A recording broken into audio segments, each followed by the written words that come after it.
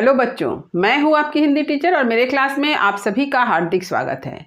बच्चों, हम लोग कहानीकार जयशंकर प्रसाद जी द्वारा रचित पुरस्कार शीर्षक कहानी को पढ़ रहे हैं। मैंने इस कहानी के कथा से संबंधित और कहानी के उद्देश्य से संबंधित 2 वीडियो अपने चैनल पर अपलोड कर दिया है। इन दोनों वीडियो का लिंक आपको डिस्क्रिप्शन बॉक्स में मिल जाएगा। आने वाले समय में पुरस्कार शीर्षक से संबंधित बहुत से वीडियो मेरे चैनल पर अपलोड होंगे, तो जो बच्चे मेरे चैनल पर नए हैं वे चैनल को सब्सक्राइब जरूर कर लें ताकि हर नई वीडियो का नोटिफिकेशन आपको समय समय पर मिल सके। आज मैं आप लोगों के समक्ष पुरस्कार शीर्षक कहानी से संबंधित एक महत्वपूर्ण प्रश्न कि पुरस्कार शीर्षक कहानी की प्रमुख नायिका मधुलिका का चरित्र चित्रण करें, इस प्रश्न के उत्तर को लेकर उपस्थित हूँ। मधुलिका एक साधारण कृषक बालिका है, परंतु उसके चरित्र के कुछ विशेष गुण उसे इस कहानी के प्रमुख नायिका के पद पर सुशोभित करते हैं। कुछ चारित्रिक गुणों के कारण ही मधुलिका पुरस्कार शीर्षक कहानी की प्रमुख नायिका है। तो चलिए आज इन सारे गुणों पर विचार करते हैं। मधुलिका का चरित्र चित्रण। कहानीकार जयशंकर प्रसाद द्वारा लिखित पुरस्कार शीर्षक कहानी की प्रमुख नायिका मधुलिका है, जो अपने चारित्रिक वैशिष्ट्य के कारण कहानी के अन्य सभी पात्रों से सर्वोपरि है। सर्वोपरि मतलब सबसे ऊपर है। प्रसाद जी ने मधुलिका का चरित्र चित्रण मनोवैज्ञानिक पृष्ठभूमि पर किया है। उसका चरित्र सामान्य नारी चरित्र से भिन्न तो नहीं है, परंतु अनेक असाधारण तत्वों से निर्मित है। असाधारण रूप से संवेदनशील होने के कारण उसे तीव्र अंतर्द्वंद का सामना करना पड़ता है। तो मधुलिका एक साधारण नारी है, लेकिन उसके चरित्र की कुछ ऐसी विशेषताएं हैं जो उसे साधारण नारी से भिन्न बनाती है, जिसमें से एक बहुत ही प्रमुख विशेषता है उसका संवेदनशील होना और उसके मन में भावों का अंतर्द्वंद का उत्पन्न होना। और यही अंतर्द्वंद जो है उसके चरित्र में निखार लाती है। मधुलिका का चरित्र चित्रण निम्नलिखित बिंदुओं यानी पॉइंट्स के आधार पर किया जा सकता है। यानी बिंदु को क्या कहते हैं? पॉइंट्स कहते हैं। तो पहली विशेषता देखिए, आदर्श व परिश्रमी कृषक बाला। मधुलिका आदर्श कृषक बाला है। वह अपने छोटे से खेत में कृषि करके जीवन यापन करती है। कौशल राज्य के परंपरा अनुसार जब राजा उसके खेत का अधिग्रहण करता है तो वह शहर से अपना खेत राजा को सौंप देती है।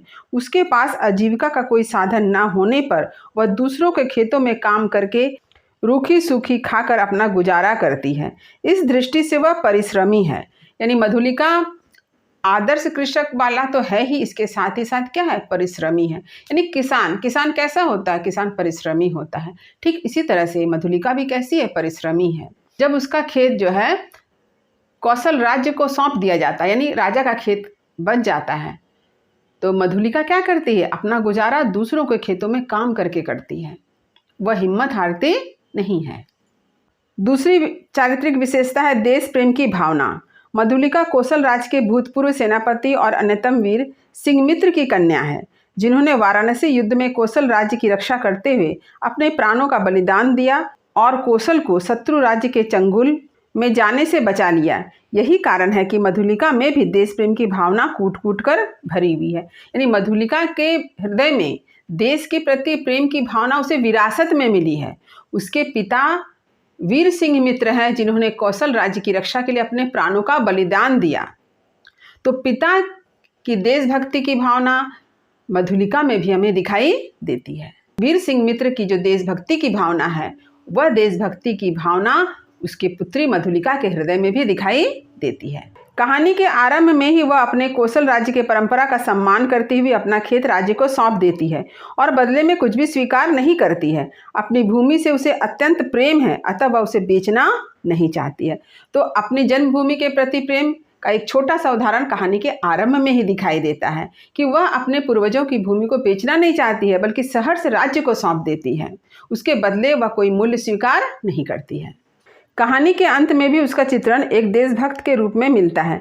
जब उसे यह एहसास होता है कि मगध का राजकुमार षड्यंत्र करके कौशल राज्य को अपने अधीन कर लेगा, तो वह अपने निजी प्रेम यानी अरुण के प्रति प्रेम को भूलकर अपने राज्य के प्रति कर्तव्य का निर्वाह करके कौशल राज्य की शत्रुओं से रक्षा कर यह साबित करती है कि वह वीर सिंहमित्र की पुत्री है और देश के प्रति प्रेम के निर्वाह में अपने पिता के समकक्ष है।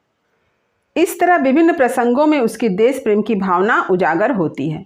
तो पुरस्कार शीर्षक कहानी में विविध प्रसंगों की योजना है, विविध घटनाएं घटती है और उन घटनाओं के परिप्रेक्ष्य में ही हमें मधुलिका के हृदय में व्याप्त देश प्रेम की भावना जो है वह दिखाई देती है, यानी मधुलिका का देश प्रेम उद्घाटित होता है।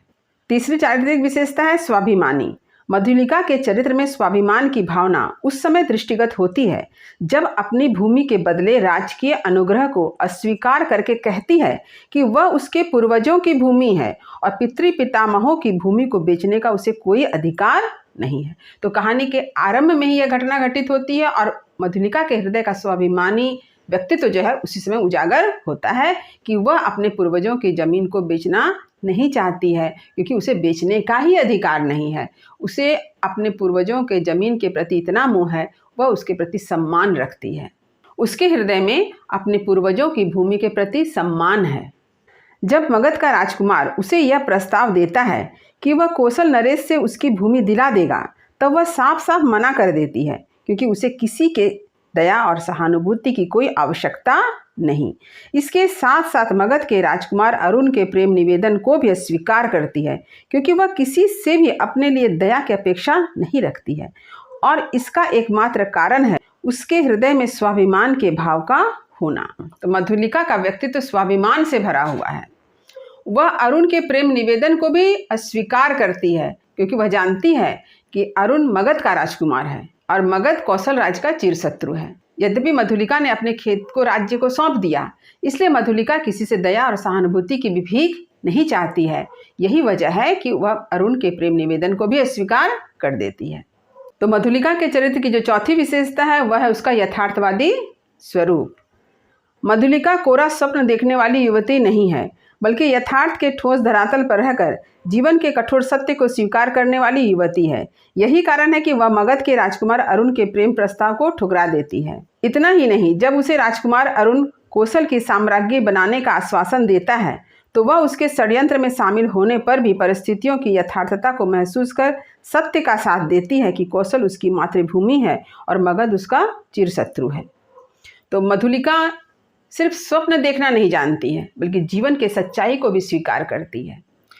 उसके हृदय में मगध के राजकुमार अरुण के प्रति अगाध प्रेम है, लेकिन वह इस सत्य को भी जानती है कि मगध कौशल राज्य का शत्रु है।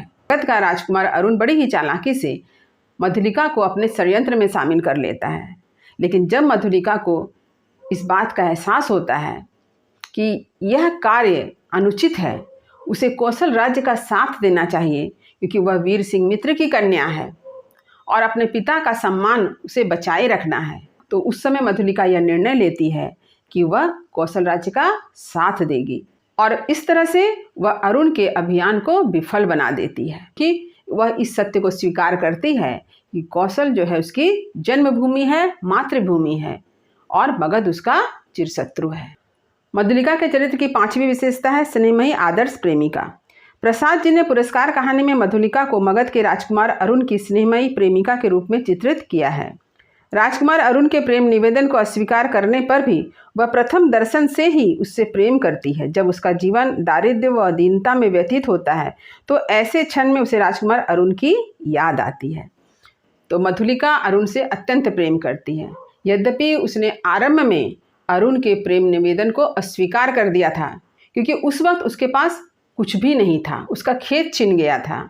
तो आरंभ में मधुलिका अरुण के प्रेम निवेदन को अस्वीकार भले ही कर देती है, परंतु वह प्रथम दर्शन से ही अरुण से प्रेम करती है। यही कारण है कि जब दीनता और दारिद्र्य की स्थिति आती है तो उसे अरुण की ही याद आती है। यही कारण है कि 3 वर्ष बाद जब राजकुमार अरुण मगध राज्य से निर्वासित होकर आश्रय की तलाश में उसके पर्णकुटी के द्वार पर पहुंचता है तो उसके हृदय में राजकुमार अरुण के प्रति प्रेम उमड़ पड़ता है। प्रेम की प्रगाढ़ता में वह उचित अनुचित भूल कर अरुण के द्वारा किए गए कौशल राज्य के प्रति षड्यंत्र का हिस्सा बन जाती है। तो यही वजह है कि 3 वर्ष बाद जब उसकी मुलाकात पुनः अरुण से होती है तो उसके हृदय में जो निहित प्रेम है, जो कहीं दबा हुआ था, वह क्या था, उजागर होता है। और इस समय वह उचित अनुचित को भूलकर मगध के निर्वासित राजकुमार अरुण के द्वारा किए गए षड्यंत्र का हिस्सा बन जाती है। यद्यपि वह षड्यंत्र से अनजान है, लेकिन फिर भी वह हर हाल में अरुण का साथ देना चाहती है।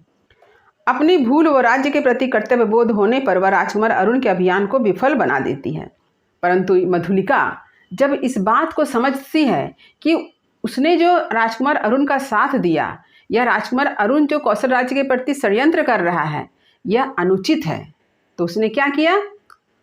राजकुमार अरुण के अभियान को विफल बना दिया। उसने कौशल राज्य का साथ दिया, वहाँ के सेनापति, वहाँ के जो नरेश थे, उन्हें सारी बातें बतलाई। राजकुमार अरुण को बंदी बना लिया जाता है और प्राणदंड की आज्ञा होती है। ऐसे में प्रेम की उदात्तता को स्थापित हेतु कौशल नरेश से पुरस्कार स्वरूप स्वयं के लिए प्राणदंड मांग लेती है। इस प्रकार इस कहानी में मधुलिका का स्नेहमयी आदर्श प्रेमिका का स्वरूप चित्रित हुआ है। तो मधुलिका के कारण राजकुमार अरुण का कौशल राज्य को जीतने का अभियान विफल हो जाता है। राजकुमार अरुण बंदी बना लिया जाता है, उसे मृत्युदंड की सजा मिलती है। कौशल राजा मधुलिका पर अत्यंत प्रसन्न होते हैं और मधुलिका से यह कहते हैं कि वह भी अपने लिए कुछ भी पुरस्कार स्वरूप मांग ले। तो ऐसे समय में मधुलिका अपनी प्रेम की उदात्तता को स्पष्ट करती है, यानी प्रेम की महानता को साबित करती है, और इसके लिए वह क्या करती है? अपने लिए भी मृत्युदंड की सजा मांगती है पुरस्कार स्वरूप, और बंदी अरुण के पास खड़ी हो जाती है। तो इस प्रकार मधुलिका का जो चरित्र है वह एक स्नेहमयी प्रेमिका के रूप में है, जो एक आदर्श प्रेमिका का स्वरूप है। छठी विशेषता है सहज व भोला सौंदर्य। मधुलिका सुंदर, आकर्षक, लावण्य युक्त कन्या है। यही कारण है कि मगध का राजकुमार अरुण उसके सहज व भोले सौंदर्य को देखकर मुग्ध हो जाता है। उसके सुंदर छवि को देखकर ही राजकुमार अरुण के हृदय में मधुलिका के प्रति प्रेम उत्पन्न होता है। मधुलिका जितनी सहज व भोली है, उतनी ही अवसर आने पर कठोर, चतुर व साहसी भी है। मधुलिका के चरित्र की सातवीं विशेषता है संवेदनशील। मधुलिका असाधारण रूप से संवेदनशील है और इस कारण ही उसे तीव्र अंतर्द्वंद का सामना करना पड़ता है। अपने कौशल राज्य के प्रति देशभक्ति की भावना उसके हृदय में है, परंतु इसके साथ ही मगध के निर्वासित राजकुमार के प्रति भी उसके हृदय में अपार प्रेम है। वह इन दोनों में से किसके प्रति अपने कर्तव्य का निर्वाह करे, यह एक विकट परिस्थिति यानी समस्या उसके समक्ष उपस्थित होती है। तो संवेदनशील यानी किसी की संवेदना को महसूस कर सके, ऐसे को ही संवेदनशील कहा जाता है। तो मधुलिका अत्यंत संवेदनशील है अपने देश के प्रति, अपने प्रेमी अरुण के प्रति। यही कारण है कि उसके हृदय में प्रेम और कर्तव्य को लेकर क्या अंतर्द्वंद उत्पन्न होता है कि वह किसका साथ दे, कैसे अपनी समस्याओं से ऊपर उठे।